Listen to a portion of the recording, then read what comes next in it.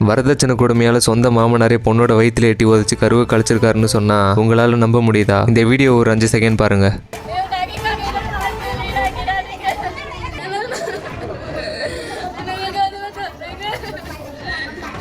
திருவாரூர்ல நடந்த ஒரு சம்பவம் தான் இது. அதாவது என்ன மேட்டர்னா, இந்த வீட்டு கேட் முன்னாடி உட்காந்து அழுதுட்டு இருக்காங்கல்ல இந்த பொண்ணுக்கும், நீ எவ்வளவுதான் கத்தி கதறினாலும் நான் கேட்ட திறக்கவே மாட்டேன்னு சொல்லி அந்த வீட்டுக்குள்ள கல் நெஞ்சக்கார மாதிரி உட்காந்துட்டு இருக்க இந்த பொண்ணோட புருஷனுக்கும் ஒரு வருஷத்துக்கு முன்னாடி இரு வீட்டார் சம்மதத்தோட கல்யாணம் ஆகிருக்கு. மாப்பிள்ளை பேரு மணிகண்டன், பொண்ணு பேரு தீபா. இந்த மணிகண்டனோட அப்பா அம்மா என்ன பண்ணிருக்காங்கன்னா, கல்யாணமான 6 மாசத்துல அந்த பொண்ணுக்கு வரதட்சணை கேட்டு கொடுமை பண்ணிருக்காங்க. அது மட்டும் இல்லாம அந்த பொண்ணு இடையில பிரெக்னெண்டா வேற ஆகியிருக்காங்க. அந்த நேரத்துல அந்த மாமனார்காரன் என்ன பண்ணிருக்காருன்னா, அந்த பொண்ணோட வயிற்றுல எட்டி உதச்சிருக்காரு. அதுல அந்த பொண்ணுக்கு கரு கலைஞ்சிருக்கு. ஒரு பொண்ணை வரதட்சணை கேட்டு கொடுமை பண்றதே பெரிய தப்பு. அது இல்லாம ஒரு ஆள் எட்டி வேற உதச்சிருக்காரு. இப்போ சொல்லுங்க, இந்த மாதிரி ஆளுங்களெல்லாம் என்ன பண்ணலாம்? இந்த பொண்ணுக்கு நடந்த அநீதியை பத்தி முழுசா தெரிஞ்சுக்கணும்னு நினைச்சீங்கன்னா ஃபுல் வீடியோ என்னோட சேனல் அப்லோட் பண்ணிருக்கேன் வித் ப்ரூஃபோட. ஸோ பார்க்கணும்னு நினைக்கிறவங்க மட்டும் பார்த்து தெரிஞ்சுக்கோங்க.